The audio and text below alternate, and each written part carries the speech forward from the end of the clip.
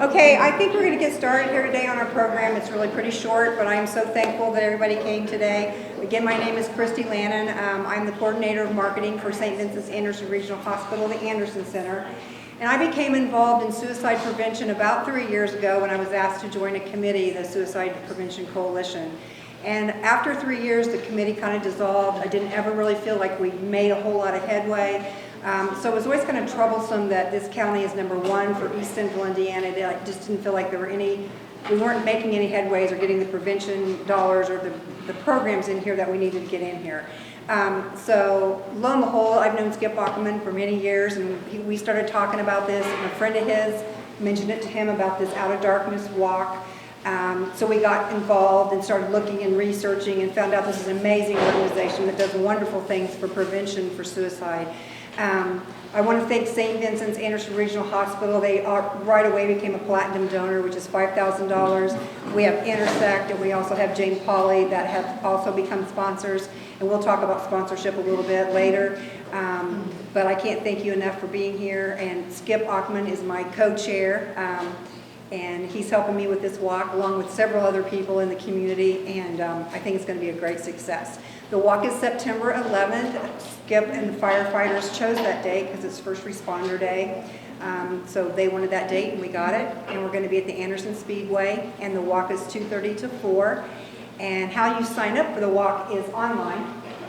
You go to this website right here, and you pick up Community Walks, go to Indiana, and it'll have Anderson, and that's how you sign up, and you can start signing your teams up. So I'm going to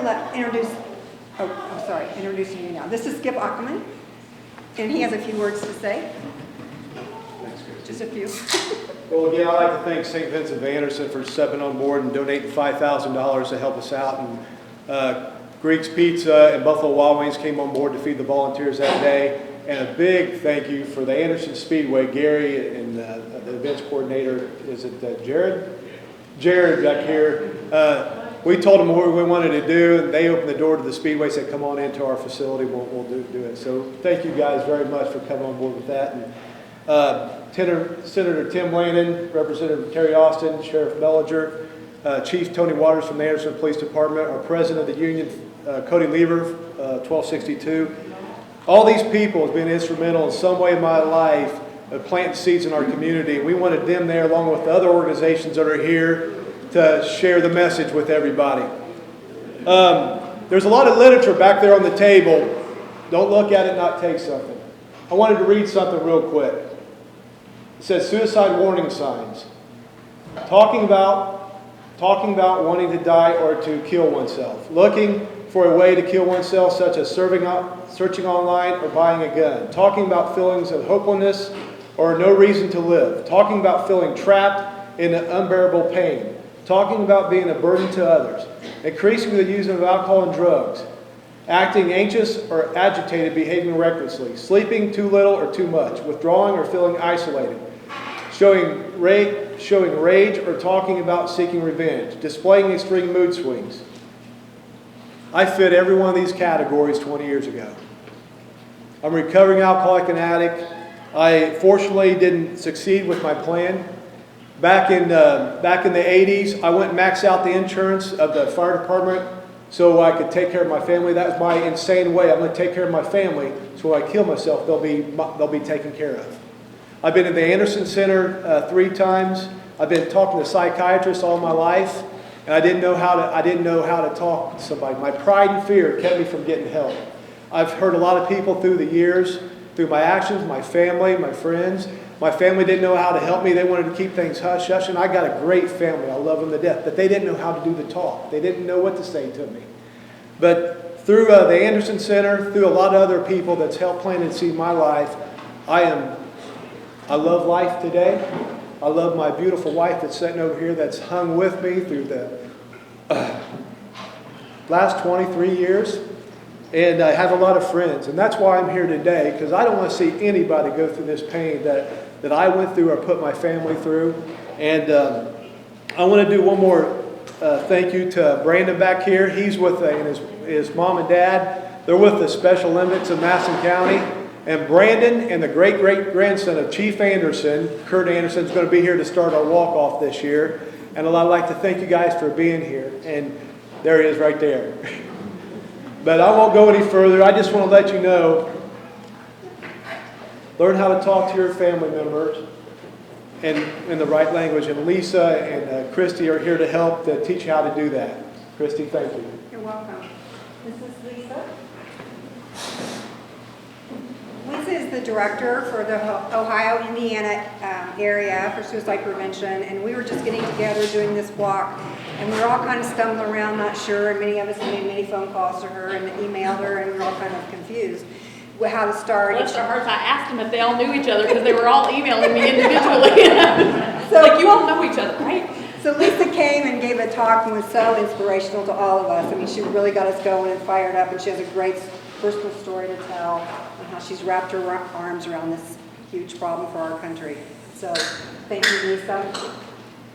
I'm Lisa Bratton. I'm the area director for AFSP for Indiana and Ohio, and I came to this cause for a very unfortunate reason. I have 5 children. I'm the mother of 5, and 4 daughters and a son, and the freshman year for my son in high school, he was a football player and a rugby player, and he was diagnosed with depression because of excessive sleeping. It's hard to discern how much sleep is too much for a teenager, right? There were mood swings, but the sleeping was concerning me, the 14 to 15 hours a day sleeping, and I'm like, dude, you're missing your entire life. You're sleeping your life away. So we went and talked to a doctor about that, and he was being treated for depression for 4 years of high school. He was still a football player and a rugby player. And for the most part, everybody at school thought he was a class clown. He covered his pain and his struggles very well. Out of the 300 kids that came to his funeral 4 years later, 2 of them knew he took medication every day. The only 2 that he allowed to be at home overnight with us and saw him take his medication in the morning. The other 298 kids had no idea he was depressed because he was ridiculous. We called him our personal Jim Carrey because he was so ridiculous. He was the guy that did things like putting saran wrap over the door so when you walk into it, it catches you and knocks you over. Yeah, he did stuff like that to people all the time. He's just goofy. He bought enough saran wrap one night to saran wrap 2 buddies' cars together at the bowling alley because it would be funny when they came. He and a couple buddies spent, I don't know how long it took him and how much saran. I don't know how much money he spent on the saran wrap. But he did goofy things like that. He wasn't destructive. He was just enough to not get in trouble. But he was a fun kid. Nobody saw the dark part of him because he stayed at home on the days that were so bad. He wouldn't answer his phone. He didn't let anybody come over. He didn't go anywhere. He just stayed at home. So we saw the ugly part of depression. Very few other people saw that. So most people were very surprised when he died in 2006. He graduated in 2006 from high school. We had the summer, and we thought we had his depression under control, but we didn't. We didn't have the language to have healthy mental health conversations. We didn't have the language to talk about his treatment and how he was feeling, and we didn't have feeling conversations because he had tough guy syndrome, and we don't talk about those things. Very little conversation was happening at our doctor's office even. We never made it past our primary care physician because he was a deaf guy and wouldn't go any further than that. We were handling his depression like he had high blood pressure and didn't have the language for anything beyond that, and we weren't getting instruction to do anything beyond that. Never once in the 4 years that he was being treated for depression did we have a conversation about suicide. That word didn't even enter our vocabulary. That happened to somebody else. That doesn't happen to us. So we didn't understand his illness. Now, had I understood how critical mental health is, that our overall health, our mental health is part of that. Had we understood that, and had I understood depression like we understand cancer, right? If I had understood depression like I understand diabetes, we would have been having very, very different conversations as a family, with our doctors. We just didn't have the right language for that. And that was only, 12 to 14 years ago. It'll be 10 years this year that Kurt's been gone, but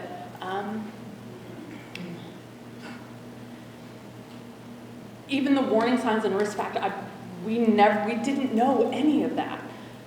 Up to the point that he passed away, I would have told you he was perfectly fine. He was a normal freshman in college and doing all the things that a 19-year-old boy should be doing. After he passed away, and we started to want to understand more about the illness. How did we go from 0 to 60 in 2.5 seconds? What just happened? He's never talked about suicide before. We've never talked. I don't understand what's happening. We started to see little pieces come together because we started looking for the right information. We didn't know we needed to look for more information.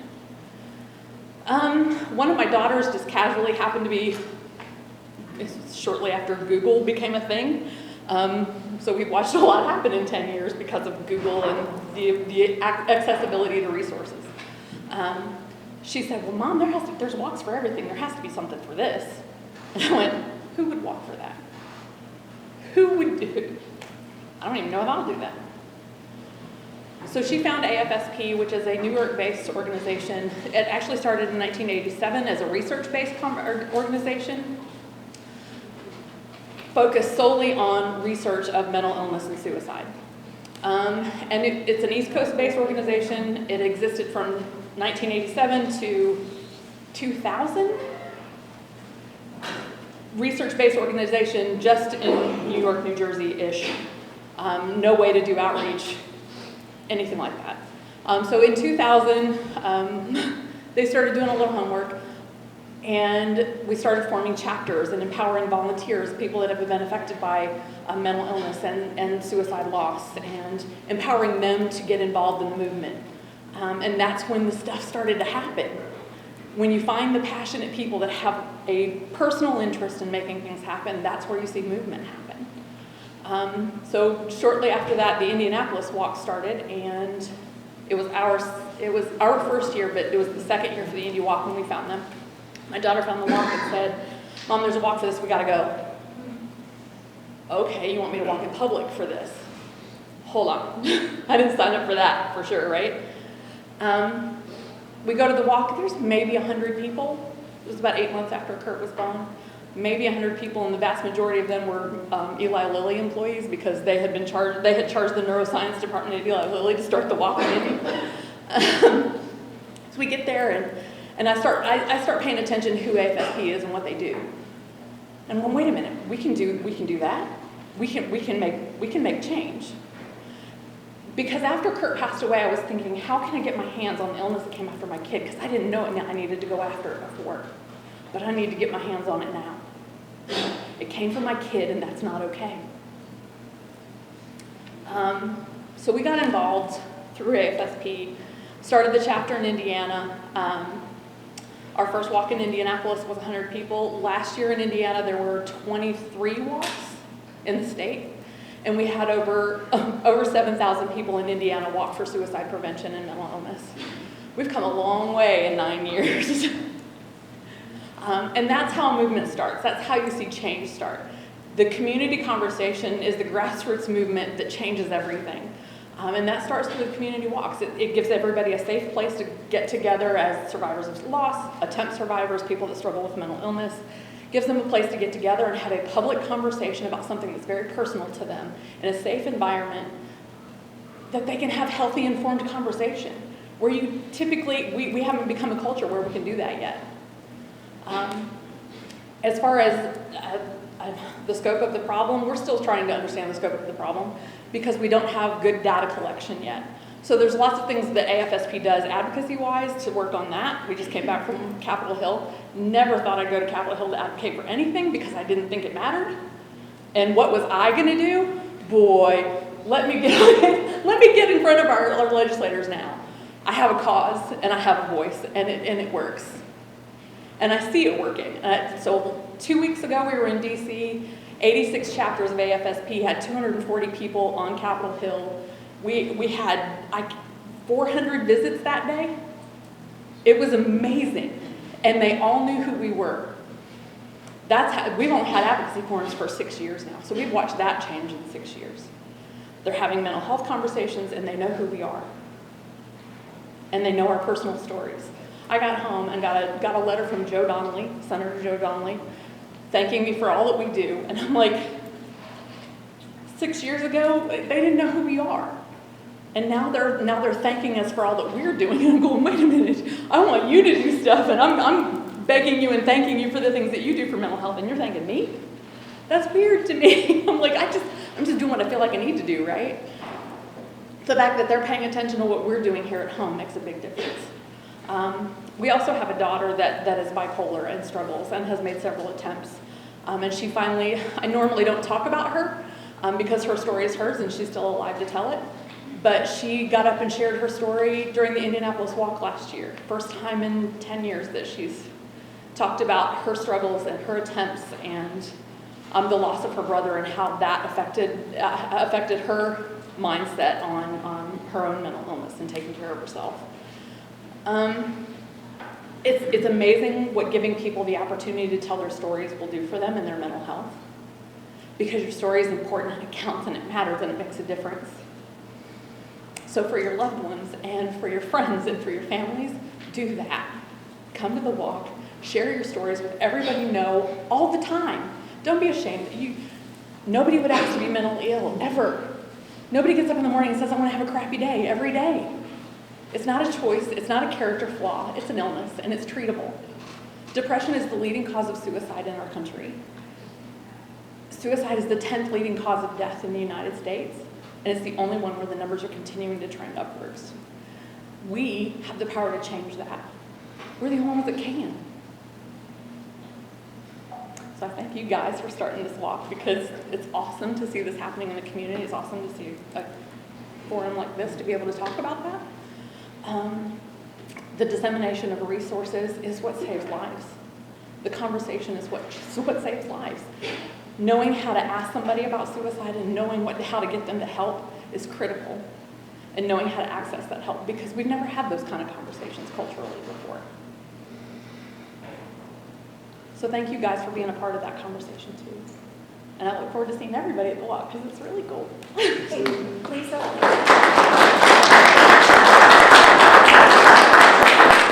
Could you please explain how the money's going to benefit our community? Sure. Because I get questioned about that a lot. Okay. First of all, you have the flyers back there of where the money goes. How AFSP works. First of all, as far as national nonprofit organizations go, the national standard for administrative costs for a national nonprofit is 25%. AFSP keeps it well under the national standard. We're at 17% in administrative costs, which is amazing, and I am really excited by that. I mean, we have 86 chapters that are run by volunteers. We literally have 74 staff people for the entire country. So our staff and administrative costs are really low. 50% of what we raise after costs for the event, which is insurance and t-shirts and that kind of stuff, to put on an event, 50% of what we raise goes to research. The reason research is critical, and I know some people go, I don't want to give my money to a national organization.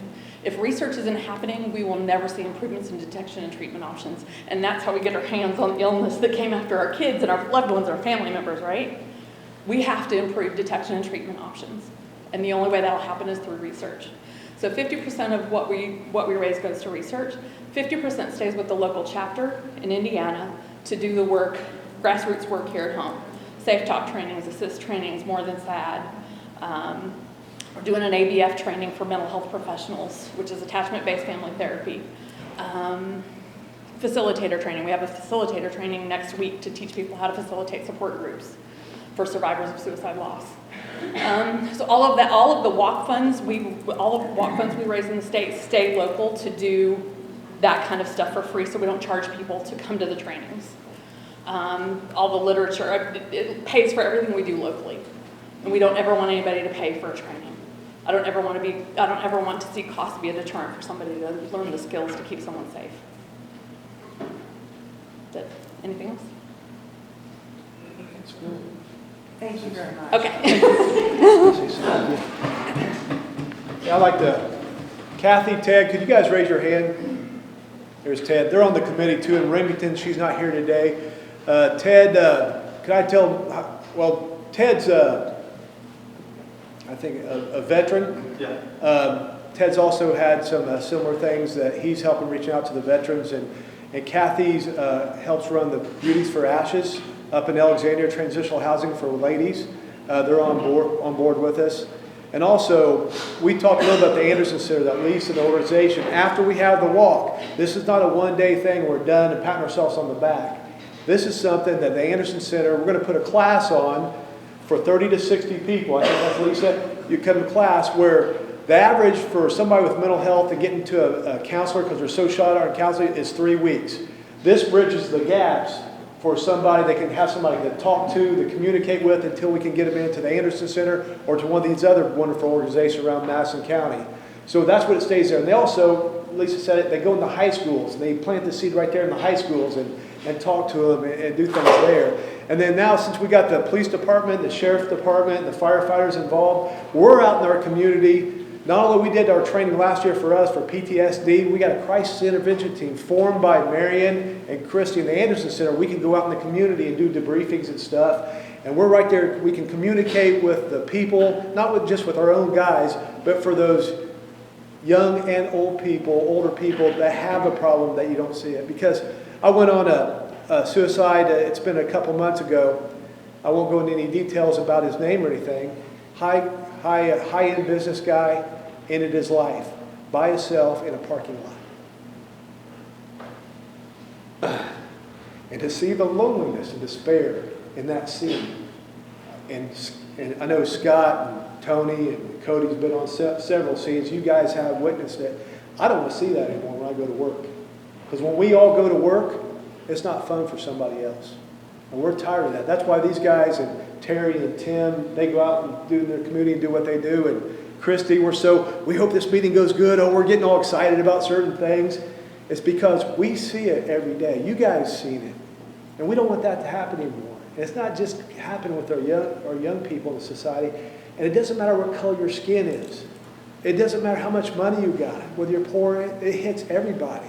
And we want to be here to help. Not just a one-day event at the Anderson Speedway, because the Anderson Speedway is going to come on board and let us come pass the literature out before then to get the word out to high-risk people, whoever that is.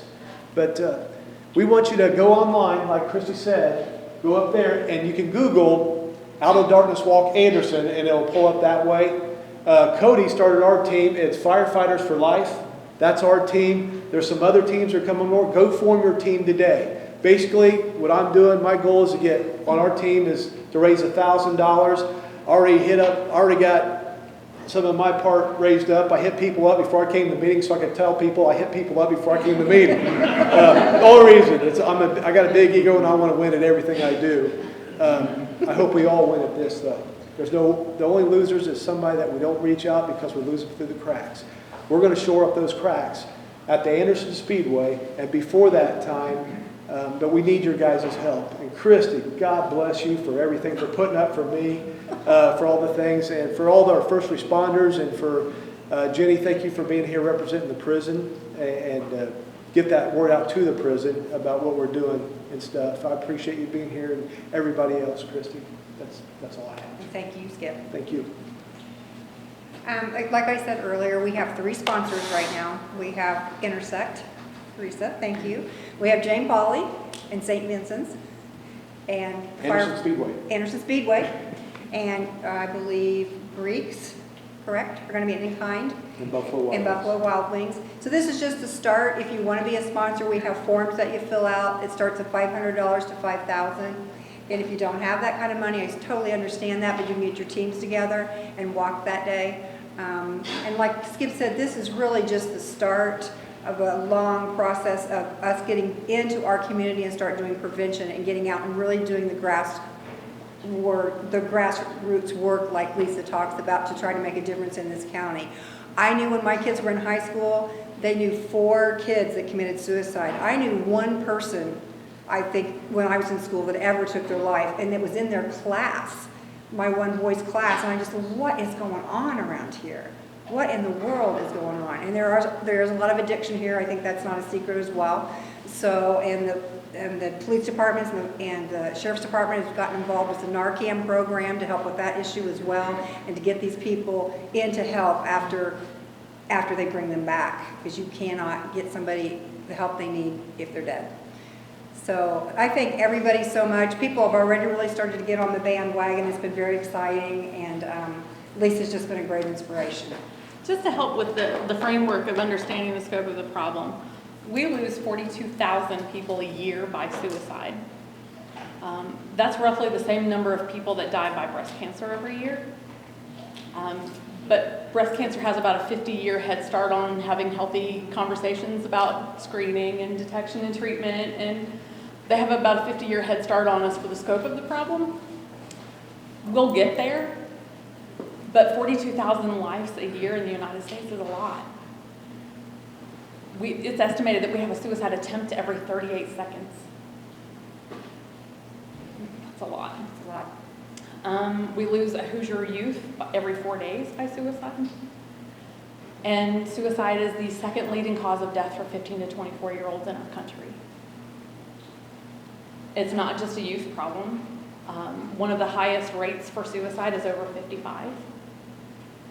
And the largest trending loss is middle-aged men between 45 and 55. It's where we've seen the largest shift in the last 2 years. So this is everyone's problem. And like Skip said, it knows no gender bias, it knows no socioeconomic boundaries. I mean, things that people like Robin Williams and Tony Dungy's son, people that could have financially accessed every behavioral health service possible. It's because we weren't having the right conversations and supporting each other the way that we should be. Just like we would wrap our arms around someone with cancer or diabetes. The struggle is just as intense and not quite so visible because we can't see it by X-ray or MRI or whatnot. But it's just, if you can imagine, think of someone who's struggling, and if you can imagine the intensity, basic human instinct to survive no matter what. There's the gentleman in Colorado, in the Grand Canyon, that got his arm stuck between 2 rocks and he cut his arm off to survive. Suicide is your coping skills being completely depleted, and and how intense must that be to override your basic human instinct to survive, that you think suicide is your only option. Those people need our help.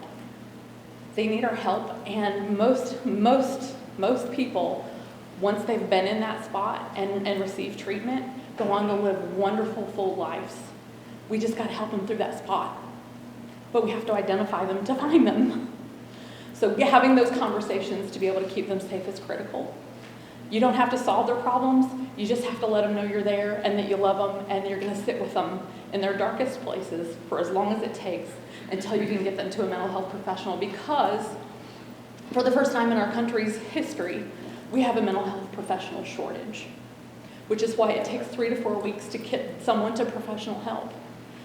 The things that we were talking about, the plans that we were talking about, the programs we were talking about, are a way for us as a community to create the buffer zone to keep someone safe until that 3 or 4 week time that we can get them in to see a mental health professional.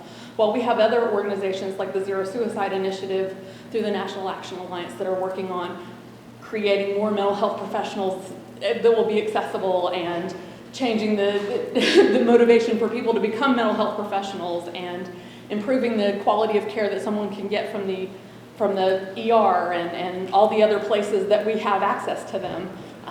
But we can create the buffer zone to keep them safe in the interim of getting them to someone professional. So, go team. Go team. All right. I do like to remind everybody as well, the Anderson Center does have free assessments. People can walk in at any time. We are open from 8 to 8, Monday through Friday, and then they go to the ER on those other times. That is a free assessment. So if you know anybody that's in crisis, and I always let everybody know that, please encourage them to come in and be assessed and evaluated.